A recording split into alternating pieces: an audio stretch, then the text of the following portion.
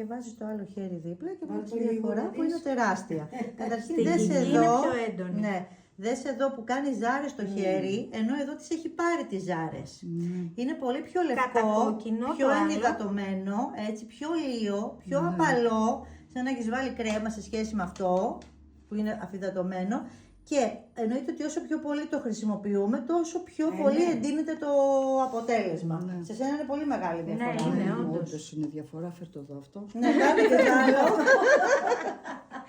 Τρίβουμε στις περιοχές που έχουμε έντονες ρητίδες ή πανάδες και δυσχρωμίες. Ξεκινάμε από το πρόσωπο, το λαιμό, το ντεκολτέ και κατεβαίνουμε χέρια, αγκώνες, γόνατα, φτέρνες με ένα μόνο δισκείο. Παίρνουμε με τη λία ό,τι βγάλει. Θα δεις ότι θα έχει πάρει ένα ελαφρύ χρώμα τώρα και αυτό, γιατί θα σου έχει αφαιρέσει όλα τα νεκρά κύτταρα. Δες λίγο.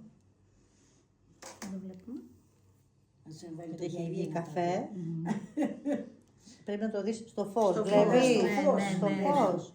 Λοιπόν, και το ταμπονάρουμε να απορροφηθεί και βάζεις το άλλο χέρι δίπλα και βλέπεις τη διαφορά που είναι τεράστια.